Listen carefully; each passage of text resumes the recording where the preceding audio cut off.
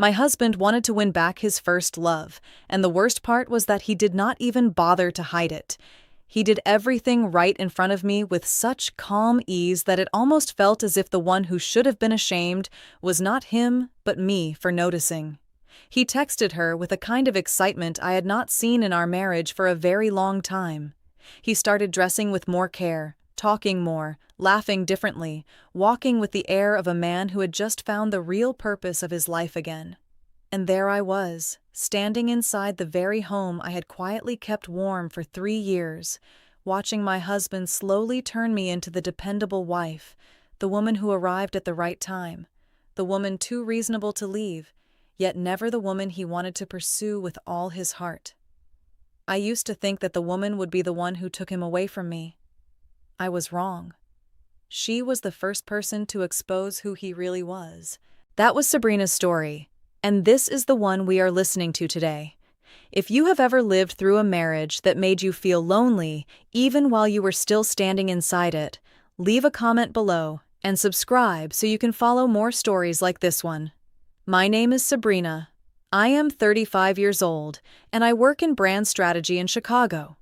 Put simply, my job is making sure things look like they belong exactly where they are. A campaign has to speak in the right voice. An image has to reach the right person. A brand only survives if the inside and the outside do not drift too far apart. I never meant to carry that instinct into marriage, but somewhere along the line, I did. I am the one who remembers when the electric bill is due, the one who changes the sheets before Samuel's parents come over, the one who knows which bottle of wine to bring to Derek and Olivia's place, the one who keeps the kitchen stocked with eggs, milk, and just enough warm light in the evenings to make it feel like a home. Samuel is different. He brings energy. I hold the structure. He lights up the room. I make sure it does not collapse. During the first 3 years of our marriage, people loved looking at us. Not because we were dazzling enough to attract attention. It was something quieter than that. We were bright enough to make other people feel comfortable. Samuel was charming. I knew how to listen. He told stories well. I always pulled the conversation back into rhythm when it started drifting. We were never the loudest couple at any party, but we were often the one people found easiest to be around. I thought that was enough. I used to believe a strong marriage was the kind that did not need too much drama to stay alive. Looking back, maybe I was just very good at making a lot of cracks look harmless. Samuel is the kind of man who takes the lead in almost everything. He hugs his friends hard. He answers texts quickly. He can turn an ordinary Wednesday night into candlelight, music, and a plan to go somewhere over the weekend. He loves creating surprises. He loves being the one who suggests something first. He loves making other people feel like they have been pulled into something exciting. On the surface, that looks like a husband who lives with feeling. There were times I even thought I was lucky because of that. So many women end up with men who feel cold. Samuel was never cold. He was warm, quick, and eager. Still, the longer I stayed, the more I understood that his enthusiasm was not just about giving. It was also about getting something back. Samuel needed to be seen, needed to be waited for, needed to see other people's eyes light up because of him, needed the feeling that he was at the center of the motion around him. Before Serene came back, I thought that part of Samuel was just his personality. A little stronger than most people's, maybe, but harmless. Now, when I look back, I see that he was always a little uneasy whenever life stayed calm for too long. If a stretch of time passed too smoothly, Samuel would create something else to stir it. A sudden plan, a big gathering, an idea that sounded fun even when it was not really necessary. I used to call that vitality. Now I call it by a truer name. Samuel was afraid of feeling ordinary. Serene's name came back into our lives on a Saturday night during dinner at Derek and Olivia's place. I remember that evening because the weather was colder than usual. I was wearing a cream knit dress. Samuel brought the bottle of red wine I had set out on the kitchen counter earlier that afternoon. Everything was perfectly ordinary until Derek, one hand still on the bread knife, casually mentioned that Serene had moved back to Chicago too. I had not even connected the name to a face yet when Samuel looked up. It was such a small movement. But I live by tiny changes. His voice lifted slightly when he asked, "Which Serene?" Derek laughed and said, "What do you mean, which Serene?" Samuel laughed right after him. Yet his smile was different, quicker, brighter, more eager than an old friend at a friendly dinner should have made it. From that moment until the meal ended, I sat there watching my husband come alive. He talked more than usual about college. He brought up an old class, an old trip, a bar that had closed years ago. There were memories in that conversation I had never heard in 3 years of marriage, not because they were too intimate. They only mattered once Serene re-entered the story. Samuel laughed more, leaned toward Derek more, started asking a stream of questions that sounded harmless on the surface. When did Serene come back? Where was she living? What was she doing? Was she staying downtown? I was sitting right beside my husband, watching him get charged by something almost magical, and I knew it was not me. The energy stayed with him on the drive home. Samuel turned the music up louder, tapped his fingers against the steering wheel. Then he said something light enough to sound meaningless, though I still remember every syllable.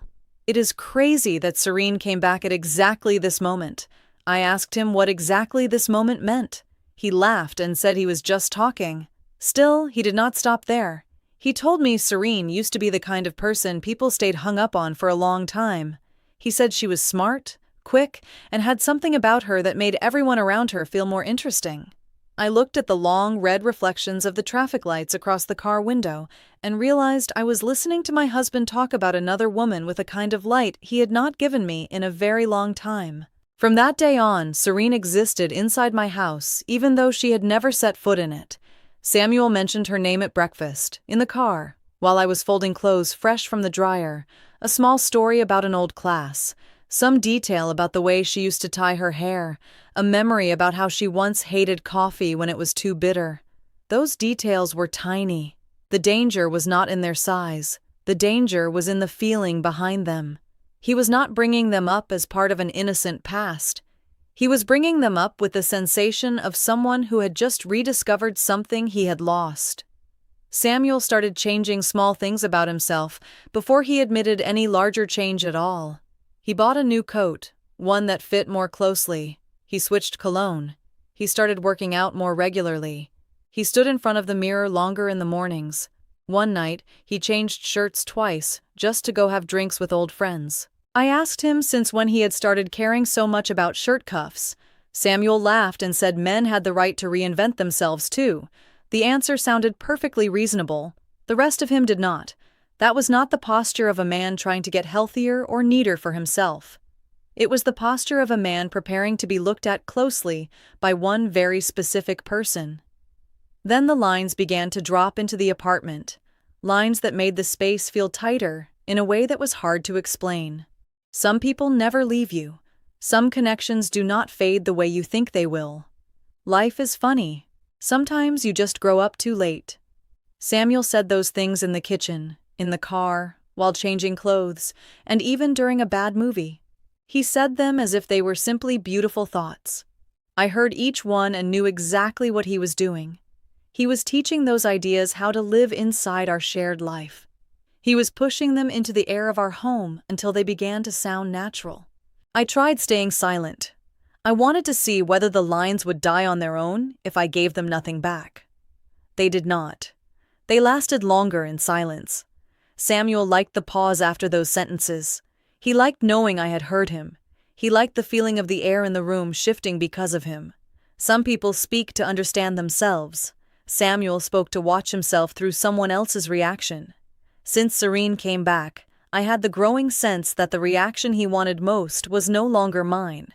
The first humiliation came at a small dinner, right in front of friends, in a way so neat it took me a few seconds to feel the whole shape of it. We were at Derek and Olivia's place again. Same group. Serene was there.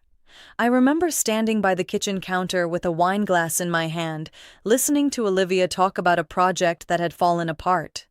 The mood was easy. Then somebody joked that Sabrina was probably the only person alive who could handle Samuel in real life. Samuel laughed loudly and said, "Sabrina is the safe choice." The entire table went quiet for one beat, a small beat, but there. Then came the polite, strained laughter. I laughed too. Something in my chest split anyway. What made my skin go cold was not only the sentence itself, it was the way Samuel looked around the table after saying it. He enjoyed the feeling of having thrown something bold into the air. He enjoyed watching other people hesitate because of him. That was not an accidental slip. It was a scored shot wrapped in laughter so no one could make him take full responsibility for it. On the drive home, I asked him what safe choice meant. Samuel shrugged and said he had been joking, that I was smart, kind, steady, and what was so wrong with a man feeling safe beside his wife? If it had stopped at the word safe, maybe I could have swallowed it. But Samuel knew exactly what he was doing when he placed that word next to Serene in the same room, on the same night. He did not pull back after that dinner. He became even more deliberate. Samuel started texting Serene first. He suggested outings if he knew she would be there. He volunteered to help with small things he normally would never have noticed. One time, he even offered to carry a few boxes from storage up to Serene's new apartment. That same weekend, he told me we should stay home and rest. Samuel was not slipping into something by accident. He was choosing his way forward step by step, fully awake. The worst part was that each step looked reasonable on its own, which made them harder to challenge. What hurt was not only jealousy. If it had been only jealousy, it might have been easier. The real pain came from watching myself shrink in real time. Samuel did not have to say I was dull. He only had to cast the past in a brighter light than the present. He did not have to call the marriage bad. He only had to describe it like a necessary stretch of stability. He did not have to say I was wrong. He only had to turn me into the kind of rightness that no one is moved by. As for Serene, she still had not responded to Samuel in any way that would let me call her the villain. She was polite, measured. Sometimes she even stepped back faster than Samuel wanted. That only made him more obvious. When only one person in the room is pouring out that much attention, every imbalance lights up directly at the source. I began to understand that what was humiliating me was not just another woman. It was the fact that my husband was using her presence to pull himself upward, while pulling me down just enough to make his story look more beautiful. The gathering that took everything out of my head and into the open happened around 2 weeks later, once again with Derek and Olivia's circle. Nothing about the atmosphere was unusual. Soft music, light drinks. A few people are talking about working out on the balcony. I had forced myself to walk into that night with the clearest mind I could manage. I did not want to show up as the woman guarding her husband. Yet no more than 20 minutes after Serene arrived, I knew I had nowhere left to retreat into innocence. Samuel abandoned my orbit almost entirely to attach himself to a conversation with her. Not once. Repeatedly. He took her coat before Derek could, pulled out a chair, poured her a drink. Went back through old stories in a voice almost electric with life. I stood a short distance away, talking with Olivia about a project that was running late, and I could still hear Samuel laughing louder than usual, speaking longer than usual, angling his body toward Serene more than a husband should ever do in front of his wife. No one said a word. In rooms like that, though, the frightening thing is not what people say. It is the moment several people notice the same thing and make the same choice to pretend they did not. I walked toward the drinks table to get some water. Derek was cutting lemons. Olivia looked at me one beat longer than normal and asked quietly whether everything at home was okay. That single question was enough to send heat straight into my face. My humiliation had just stepped out of private feelings. It was no longer something living only in my head. Other people could see what Samuel was doing. Once humiliation has been witnessed, it changes shape. It is no longer secret jealousy. It becomes a social scene. Samuel still drifted back now and then to touch my lower back lightly and ask whether I was okay, then moved away again the second something sparked on Serene's side of the room. Those little touches made me feel diminished more than his distance did. They were not concerned. They felt like the way someone glances at an object that is still in its place just to make sure it has not disappeared. I did not need him beside me the entire night. I had never been the type of woman who clung to her husband in a crowd, but Samuel was not just leaving me. He was dragging the brightest part of himself elsewhere, then tossing me a few minimal gestures to preserve the appearance of a marriage. On the drive home, his energy was still intact. He talked about how Serene was sharper now than she had been years ago, more grown, more attractive in that effortless kind of way. I asked him what that made me. Samuel glanced at me and said I was good in a very different way. I hated the word good in his mouth that night. It sounded like a description for a convenient house, a durable jacket, not a woman who had stood beside him for 3 years and held together every practical corner of the life we shared. By then, I was no longer hurting because I was afraid of losing my husband. I was hurting because I could finally see what was actually happening. Samuel was not simply being pulled back by a first love. He was lowering his wife in real time so that he could look like the kind of man who still knew how to love deeply, the kind who still knew how to yearn, the kind who lived for some grand connection beyond ordinary life. That was the part that took my breath away. He was pulling me down one small step at a time so that the pursuit of his first love would look like love instead of what it really was. After that night, I stopped seeing Serene as the greatest threat in this story. I started looking straight at Samuel. That was the most important shift in my mind. Before that, my pain had moved in the familiar direction women take when their husbands turn their gaze back towards someone from the past. You start asking what she has that you do not. Is she prettier in some way, newer, harder to forget? But the more closely I watched, the more I realized that what was happening did not truly live inside Serene. It lived inside my husband. Once I turned and looked at the right person, too many things snapped into focus. Samuel mentioned Serene constantly, yet he never mentioned her like a real woman living an actual life in the present. He did not ask where she was hurting after the divorce. He did not truly care how she had changed. He was not deeply curious about what frightened her now, what she needed now, or how she wanted to rebuild her life. Samuel referred to Serene like a symbol, an old point of light, something that once made him feel younger, more striking, more memorable. Every time he spoke about her, I had the strange sensation that he was not naming a woman. He was naming a version of himself from the years when he had stood beside her. I started paying much closer attention to his language. Whenever Samuel spoke about Serene, he did not use concrete details from the present.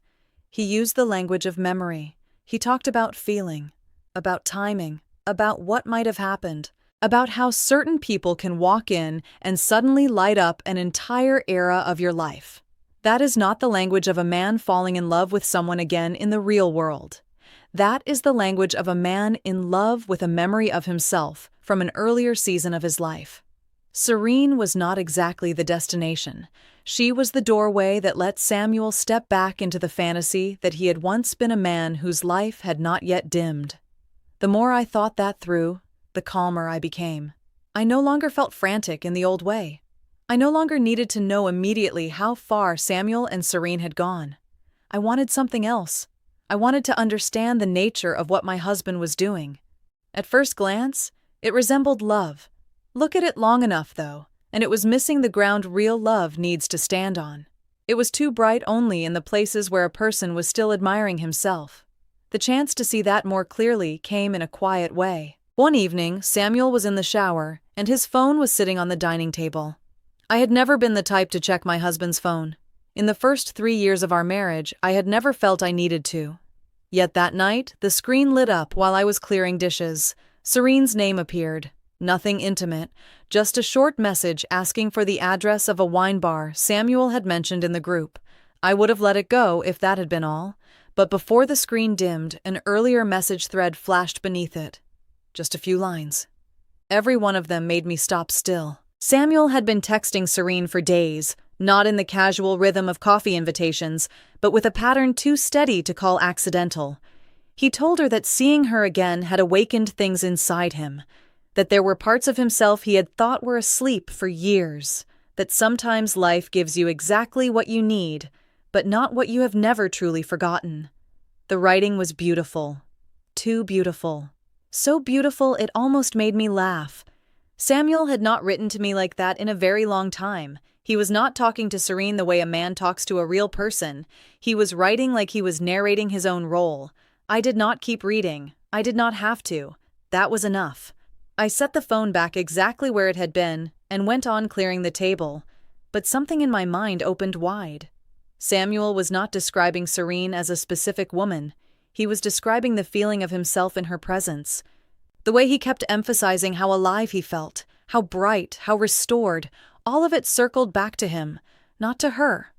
The more I read, the more one thing became painfully clear. My husband was not standing between two women. He was standing between two mirrors. In one mirror, there was me. There he saw a man with a wife, a home, a stable routine, someone tending the foundation of his life. In the other mirror, there was Serene. There, he saw a man still young, still poignant, still carrying some unfinished great love, still able to make his heart beat inside a beautiful story. Samuel was never torn between two loves. He was choosing whichever mirror made him look more desirable. Once I saw that, I no longer wanted to rush into an argument. I no longer needed to force a confession out of him just to ease my own pain. I wanted to keep watching how far Samuel would go if no one interrupted the script he was writing for himself. That was the first time in this story I consciously separated emotion from observation. Not because it hurt less, because I knew that if I got angry right when Samuel wanted me angry, the story would swing back into exactly the role he needed. He would become the misunderstood man. I would become the overly sensitive wife. I had no intention of giving him that gift. From then on, I noticed Samuel talking about our marriage in a very specific way. Never cruelly. Never in outright denial. He still called me a good woman. Smart. Trustworthy. Steady. Yet every compliment placed me in the same position. The one who created a peaceful life. The one who helped him grow up. The one who made everything correct. Not one word turned me into the woman who made his heart move. Not one touched the living part of love. He was not insulting me. He was placing me down into the category of useful value. That is the way a woman can be hurt for the longest time. One night, Samuel came out of the bedroom wearing a new shirt and asked how he looked. I lifted my eyes and said, "You look fine." He stood in front of the mirror a little longer, adjusting the cuffs, then said half joking and half serious that maybe it had been a long time since he had felt like himself. That sentence made me look up again. Himself, from when? Himself, at what moment? Himself, beside whom? Samuel did not have to answer aloud. I already knew. He was not looking for Serene. He was looking for an older version of himself in her eyes. For her part, Serene kept a very clear distance. That only drew my attention more sharply. She did not move the story forward herself. She did not text back too fast. She did not match Samuel's intensity. At times, I even caught her recoiling slightly from how far he pushed things. In one group dinner, Samuel went on too long about an old college memory, and Serene only gave him a thin smile before changing the subject. Another time, he asked whether she remembered a certain song, and Serene answered that she was not very good at living in the past. Those details were small. For someone watching as closely as I was, they said enough. Samuel was pouring out far more energy than the person on the other end. I began to see clearly that Serene was not living in the same dream as my husband. That realization made me lighter and sadder at the same time. Lighter because maybe she did not actually want to take anything from me. Sadder because I understood Samuel was humiliating himself to chase something that had not even invited him in. He had not accidentally slipped into this. He had walked into it on purpose. He had built light around it on purpose. He had pulled me down on purpose so that the pursuit itself would look more worthy. Once I was facing the right direction, I reread my entire marriage differently.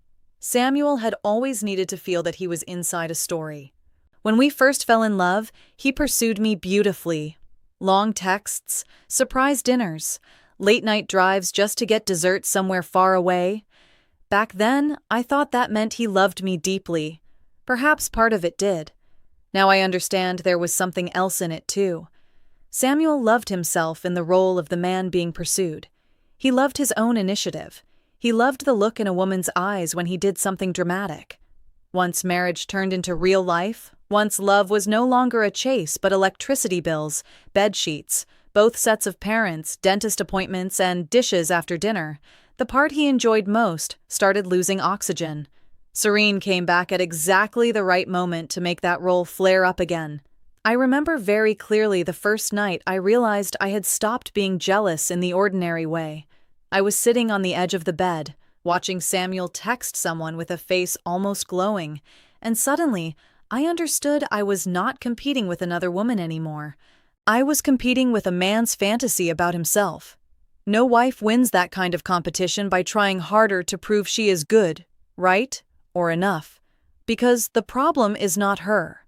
The problem is that he only wants the feeling of living inside the story he wrote for himself. From then on, I stopped seeing Serene as the woman about to steal my husband. I saw her as the mirror Samuel was rushing toward. The faster he ran, the uglier he looked. Samuel had no real desire to understand who Serene was now. He wanted to be reflected by her in the way he had once been years ago. A truly grown man wants to know how another person has changed. Samuel did not. He only wanted to know whether he could still make her heart shift. The moment I understood that, the color of my pain changed. It was no longer the hot sting of jealousy.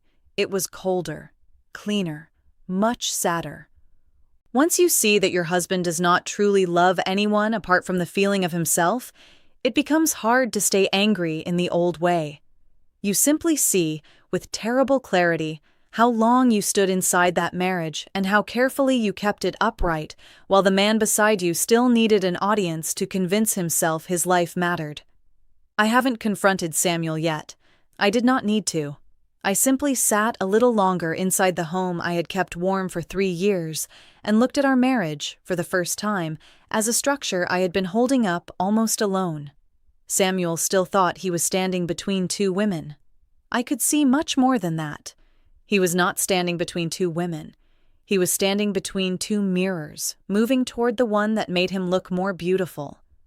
Samuel pushed everything further on a Thursday night while I was washing glasses in the kitchen, and he was outside on the balcony. The city below us glowed like an electric board. The apartment was so quiet I could hear his phone vibrating in his hand. I was not trying to eavesdrop. Samuel just was not the kind of man who knew how to make himself small when he believed he was living something grand. He paced back and forth out there, stopping, then moving again, like a man rehearsing in front of a mirror. When he went into the bathroom, his phone was still lying on the balcony table. The screen lit up once more. Serene's name appeared. Beneath it, the last message from Samuel showed on the preview line, much longer than any ordinary text. I did not need to open anything to understand what he had done. Those few visible lines were enough. Samuel said seeing Serene again had made him understand what had been missing from his life. He said there are things people think they get over, only to discover they have just learned how to live around them. He said that the older he got, the more he realized there are certain people you never truly leave behind. The final sentence made my hands go cold. He wrote that sometimes he still wondered what his life would have become if things had gone differently back then. There was not a trace of apology in any of it. Not one flicker of awareness that he was standing in the middle of a marriage. It was simply the voice of a man intoxicated by his own emotions. I put the phone back exactly where it had been. Samuel came out of the bathroom a few minutes later, hair still wet, face bright. I looked at him and knew he had just crossed another line. Before that, everything could still be wrapped inside jokes, memories, or a few vague lines beautiful enough to deny. Now Samuel had openly declared himself. Not to me. To the woman in front of whom he wanted to place himself as some alternate version of fate. That night, he even opened another bottle of wine, sat down next to me as if nothing were wrong, and said that he would probably grab coffee with Serene over the weekend because there were old things he wanted to clear up. I asked about what old things. He looked at me, hesitated a fraction, then said he just wanted to close a few unfinished circles. I nodded. Not because I agreed. I simply wanted to see what beautiful name he would give this performance next. Samuel believed Serene would understand his message the way he wanted her to. He thought that if he was sincere enough, active enough, and heartfelt enough, a woman who had once been his first love would naturally begin moving to the old rhythm again. The first reversal arrived faster than he expected. Serene did not answer that night. She did not reply in the softened, emotional tone Samuel was surely waiting for either. The next morning, while he was getting dressed for work, his phone buzzed. I watched his face change in a single beat. Not panic. Deflation.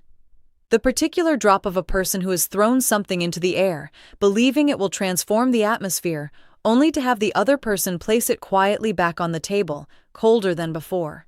Samuel held the phone longer than usual. I could not see the full message. I saw enough to understand that Serene's reply was brief. Far too brief for the message he had sent. The meaning was clear. She did not think revisiting old hypotheticals would accomplish anything. We are different people now. She had no desire to live inside a story built around what might have happened years ago. It was not disgust, not a public rebuke. She did not humiliate him. Yet there was enough distance in it to make one thing obvious. She was not being pulled into the world he was trying to construct. The way Serene refused him held my attention. It did not smell like jealousy. It did not smell like victory. It smelled like someone who had seen something clearly and had no intention of stepping any deeper. From that point, I started noticing Samuel growing restless in a different way. He did not retreat. He pushed harder. More texts, requests to meet privately. He said it would not take long, just one coffee, just a few final things he felt Serene deserved to know. My husband has always been like that. When a door does not open the way he wants, he does not wonder whether he was never invited. He decides he has not knocked with the right force yet. That is where his nature shows most clearly. A genuinely deep person knows how to step back when someone else does not step forward. Samuel does not. He treats another person's distance like a problem he needs to solve. That night, I looked more closely at Serene and realized something important. She was not looking at Samuel the way a woman looks at a man who might pull her back into a romantic story. She was looking at him the way you look at something in a room that is giving off too much heat. Every time he spoke too long, she smiled politely and shifted direction. Every time he tried to drag the conversation back into the past, she pulled it into the present with one short sentence. What caught my attention even more was the way Serene began looking at me. Not long, not openly. Just a few glances at the exact moments when Samuel dropped one of those half-joking lines meant to cast himself as a man cruelly played by fate. From that evening onward, Serene was no longer just keeping her distance from Samuel. She was looking at the entire setting differently. I knew that because a few days later, she texted me directly. She asked whether I could meet her for 15 minutes at a cafe near her office. My heart beat faster when I read it, not from jealousy. There is a sudden sense that this could be the first real turning point in the story. We met the following afternoon. The cafe was small. Wooden tables against the front window. The smell of fresh pastries. Music low enough to barely exist. Serene arrived a few minutes before I did. She sat upright with both hands near her glass of water, without trying too hard to seem warm. I liked that about her immediately. No performed softness, no fake sisterhood, no forcing me through an extra layer of politeness before touching the truth. When I sat down, Serene looked at me for exactly 2 seconds and said plainly that she thought I should know what Samuel had been doing because she did not want to be the person who let him keep performing. The way she said it made me go quiet. There was no defensiveness in it, no need to justify herself, only a fact being placed on the table. Serene said she had received messages from Samuel that were too long, too heavy, too much like monologues instead of anything meant for a real person. She said he did not speak to her as if he were speaking to a woman standing in front of him now. He spoke to her as if she were an old mirror. Then Serene looked straight at me and gave shape to the first sentence that made everything in my head line up. Samuel was using the two of us for two entirely different needs. I said nothing. Serene continued. She told me I gave him a stable life, a polished life, a person who kept the foundation in place so he could look decent and live beautifully. He came to her because he wanted to see himself as the kind of man still worthy of desire, worthy of regret, worthy of being drawn into a love story larger than ordinary life. I sat very still. Not because I was not stunned, because for the first time, someone else was saying out loud the exact thing I had been trying to force back down inside myself.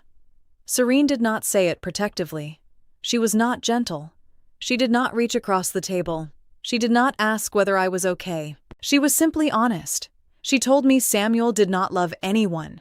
He loved the feeling of himself. His intensity was not depth. It was a hunger for a response, hunger to be seen, hunger to be admired, hunger to live at the center of a love story grand enough to make him feel extraordinary. Serene said it in such a clear, level voice that I no longer had any room left to lie to myself. I sat across from the woman I had once believed would steal my husband and heard her name the true nature of the man I had married. I asked quietly, "What about you?" Serene understood immediately. She lifted her glass, took a small sip, and said she did not want to be the prize for the ego of a man who was bored with his own life. That sentence sent a cold line down my spine. It confirmed something I had already seen in Samuel but had never heard another person say aloud. He was not chasing Serene because he loved her as she actually was. He was chasing the feeling of who he had once been beside her. If Serene stepped into that role, she would not become his great love. She would become the living proof of his fantasy. We stayed there another 10 minutes or so. Serene told me the messages from Samuel made her uncomfortable, not because they were emotional, but because they were staged. Too much like a man standing on a stage. Not enough like a real person speaking plainly to another real person. She said what bothered her even more was the way Samuel kept making me smaller in the story he told. He never called me bad. He never insulted me. He described me as the calm, stable part of life he needed in order to feel trapped inside a life that was too correct. Then he used that very calmness to make his pursuit of an old love sound more romantic. That was the moment the whole structure of the story flipped. The woman I had believed would take my marriage from me was the first one to confirm the feeling I had been quietly carrying for months. She did not come to defeat me. She came to refuse the prize Samuel thought he deserved. And the moment Serene refused that role, I knew Samuel had started to panic. I could see it in the days that followed. He grew more restless, talked more, asked sideways questions as if he were trying to measure how much I knew. One evening, he came into the kitchen, stood there far too long, then casually asked what I thought of Serene these days. I looked at him and almost laughed, not because it was funny, because I could see his image beginning to fall while he still fought to keep his voice normal. A man like Samuel only stands as long as everyone around him keeps playing the assigned parts. I am the wife holding the foundation. Serene is the poignant first love. He is the man trapped between two kinds of love. Once both women refuse the roles he wrote for them, he has nowhere left to stand beautifully. He became quicker to irritation, more evasive. Sometimes he would begin a sentence and stop halfway through, like someone suddenly aware that he no longer controlled the room. In those moments, I saw my husband more clearly than at any point since our wedding day. He was not a man torn between two hearts, not a late romantic, just a man hungry for himself enough to use two women for two different reflections. The woman I thought would steal my marriage was the first person to tell me plainly that my husband had never been standing between two loves. He was only starving for an older version of himself. After talking to Serene, I did not feel lighter right away. I did not feel worse either. What I felt was strangely close to hearing someone else read aloud a truth I had known for a long time, but had not been brave enough to face. When a truth lives only inside your own head, it still has room to be doubted. Once someone else says it out loud in an even, unsentimental voice, it stands up straight. And once it is standing up straight, you cannot go back to living the way you did before. Samuel, of course, had no idea Serene and I had met privately. He only knew that something was slipping out of his hands. I could see that very clearly over the next few days. He tried to return to his usual sense of normalcy, but that normalcy had gaps in it now. He asked me things that sounded harmless. Have you run into Serene again lately? Is Derek's group doing anything this weekend? Those were not curious questions. They were the questions of a man checking the width of a crack he had not managed to measure yet. I answered just enough. Not cold, not soft. My stillness seemed to bother him more than anger would have. That weekend, Olivia hosted a small dinner on the rooftop of her new apartment to celebrate Derek's birthday. It was not a large crowd, just a few close people from the old group. At first, I considered not going, not out of fear. I simply had no interest in standing in another room where my husband could continue performing that absurd emotional role. Then I changed my mind. I did not want my life to start shrinking just because Samuel refused to stop centering himself. So I went. I chose the simplest black dress in my closet, not to look better than Serene, not to remind Samuel that I still had value. I wore it because I wanted to put on something that made me recognize myself in the mirror. Samuel took longer than I did to get ready. He changed shirts twice, fixed his hair more carefully, asked whether his tie looked like too much.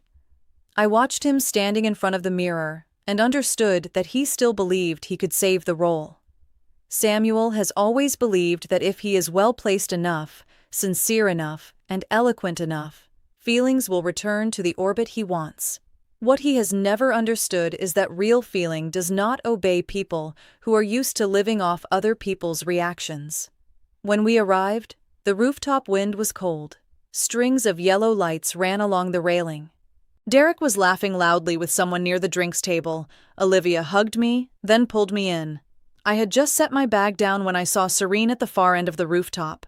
She was wearing a pale gray coat, her hair tied low, standing beside a tall planter while listening to Olivia say something. Nothing about her was especially dramatic. Samuel changed in an instant anyway. I could feel it, even before I turned to look at him. The man who had entered the room in an ordinary posture was suddenly lit from the inside. Samuel went to greet Serene before he even greeted Derek. He did not rush in an obvious way. It was subtler than that. Just fast enough that everyone could tell who he most wanted to see first. I stopped near the wine table and watched my husband lean in to hug another woman with a warmth he had not brought home with him in months. What surprised me was that I did not feel the sharp stab anymore. I simply saw it. So clearly it almost felt calm. Dinner unfolded exactly the way I expected. Samuel talked more than usual, laughed more than usual. Every time the conversation risked becoming dull, he pulled it back into a direction where he had room to shine. Then, dessert came. The wine had settled just far enough into the room for someone like Samuel to believe he was being more honest than he really was. That was when he began the final version of his act. It was not theatrical on the surface. He did not stand to toast. He did not announce anything grand. Samuel just leaned back in his chair, looked down at the city lights, and spoke in the voice I had grown too used to over the last few months. Some people come back into your life too late. The table went quiet for a little. He continued, "Some choices are right on paper, but the heart never really leaves somewhere else." Then he smiled, half at himself, half toward the room, waiting for someone to appreciate the depth of what he had just said. Life always keeps one person you never really walk all the way away from. A few months earlier, I would probably have sat there frozen, hurting and embarrassed, trying to keep my face normal in front of our friends. That night was different. I already knew who Samuel was behind lines like those, so when he spoke to them, I did not feel wounded in the same old way. I saw him pushing himself onto the edge of the last stage. No one answered immediately. Derek glanced toward Olivia. Someone bent down to reach for a glass of water. Someone else stared at the dessert plate as though it had suddenly become fascinating. Rooms like that always try to save men through collective politeness. If everyone stays quiet long enough, sometimes they hope the sentence will just dissolve into the air. Serene did not let it dissolve. She set her glass down very lightly, turned to Samuel, and said in a voice so calm the whole table had to hear every word, "You are not being played by fate, Samuel." The entire table lifted its head. No one moved. Serene looked straight at him, not angry, not cruel, just precise. You just like hearing yourself talk about love as if you are the main character in some grand story. Samuel laughed reflexively, the short laugh of a man who still believes he can twist the moment into a joke. Serene did not smile back. She went on. You are not torn between two women. You are using one woman to have a stable life, and using the other one to inflate yourself. The air on that rooftop changed by the second sentence. No one shouted, no glass fell. It was only a subtle shift in the way people looked at Samuel. Sometimes that is all it takes for an image to break. Samuel said, You are misunderstanding this, Serene. For the first time, I heard real urgency in his voice, not the smooth initiative he usually carried. Serene shook her head. No, I am not misunderstanding anything. I am just not 22 anymore, and I do not mistake a man talking about regret for depth. Then she tilted her head slightly in my direction, without looking directly at me, and everyone still understood who she meant. You make your wife smaller in front of other people so you can look like a man who knows how to love. That is not devotion. That is selfishness. No one stepped in. To me, that silence said more than anything else all evening. If Samuel had truly just been a man who happened to still feel something for an old love, somebody would have rescued him. With a joke, with a line to soften the mood, at least with a laugh meant to diffuse it. No one did. Because the moment Serene said it plainly, everyone could see what they had already been sensing for weeks. The thing that used to look poignant now stood there as exactly what it was. A selfish performance, with me pushed down into the scenery of it. Samuel turned toward me. The look in his eyes was not an apology. It was not remorse either.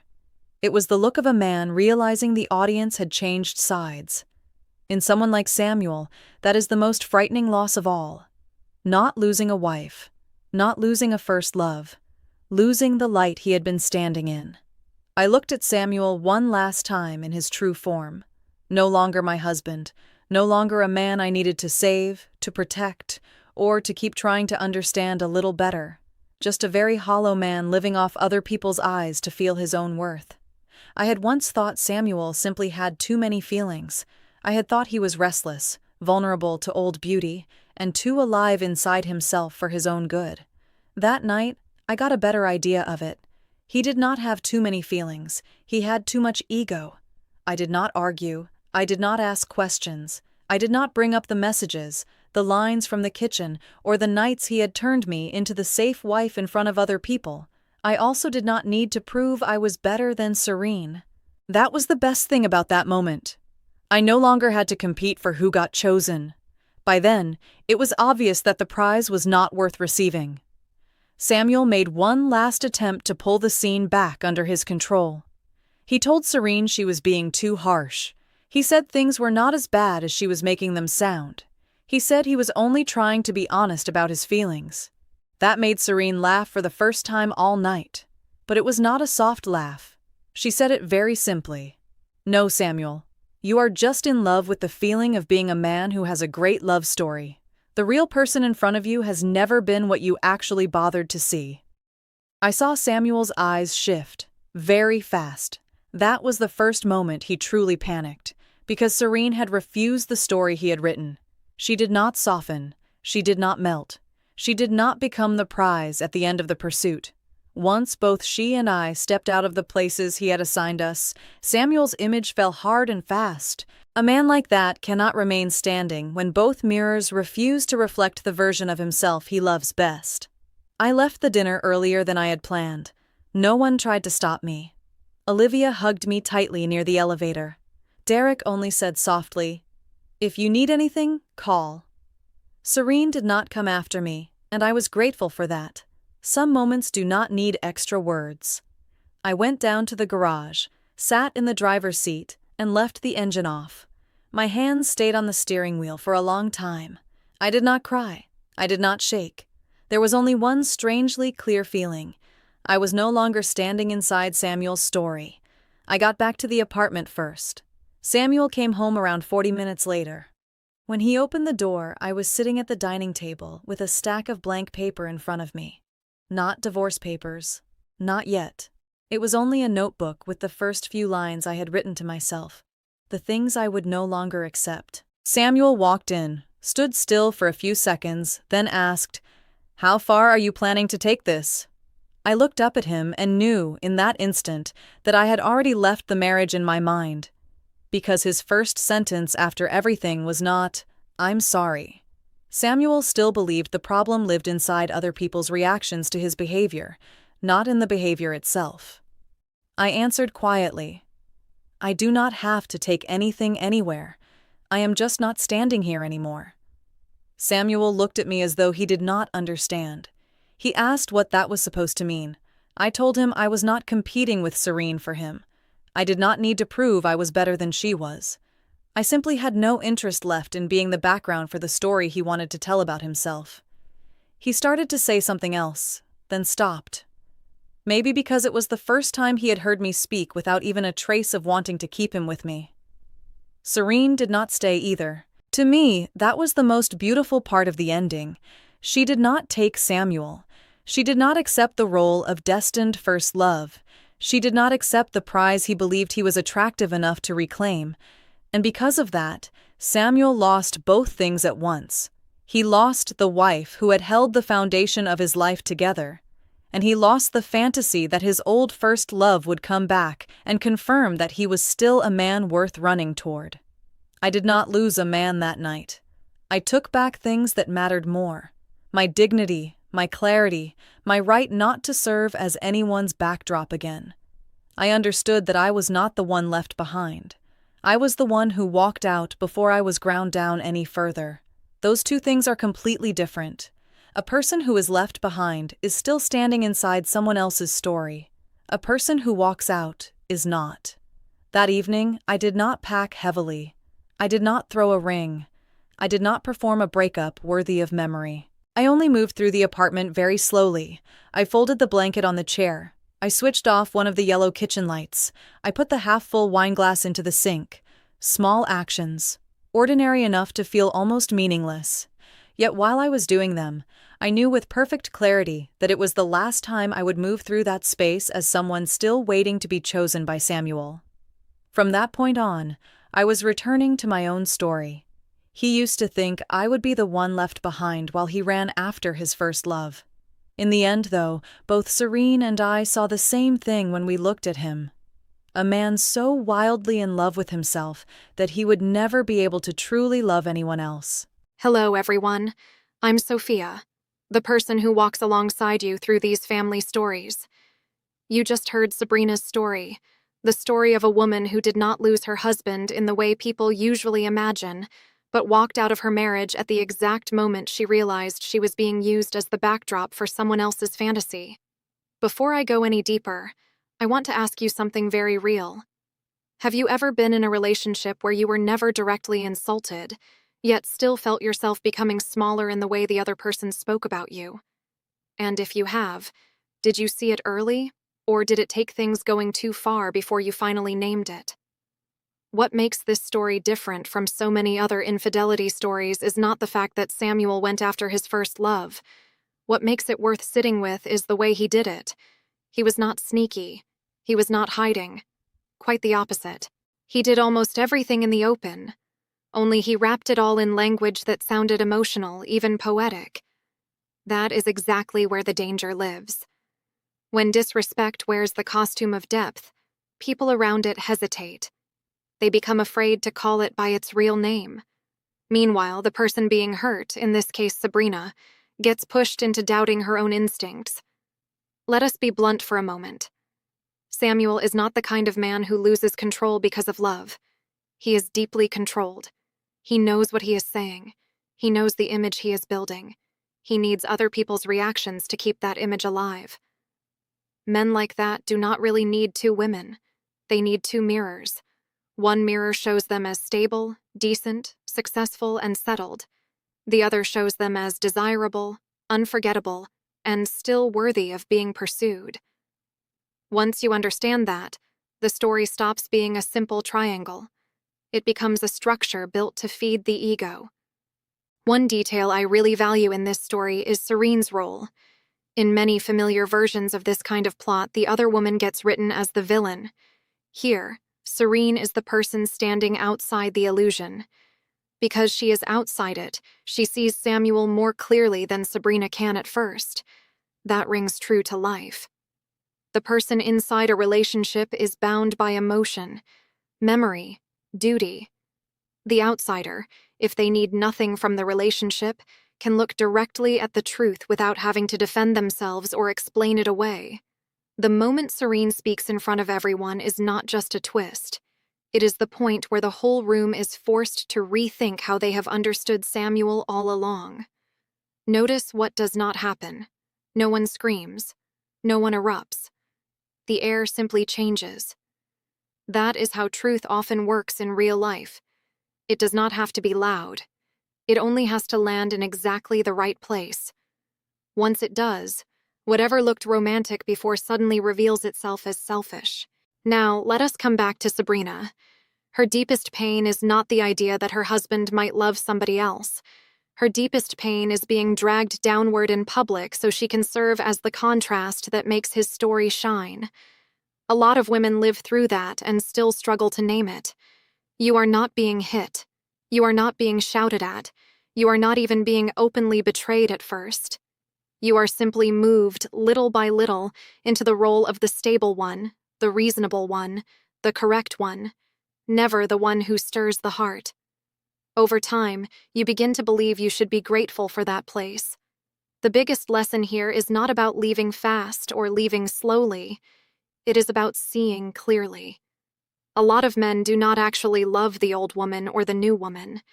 They love feeling like a man with depth, a man with a story, a man who still has some grand love to tell.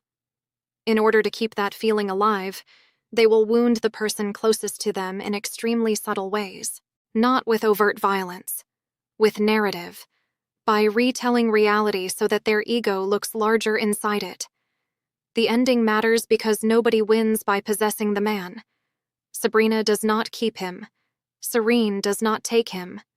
Both women refuse to keep serving as the backdrop for a man who needs other people's eyes to exist. That is the real victory. The second you refuse the role, the stage begins to collapse on its own. There is one last thing I hope you carry away from this story.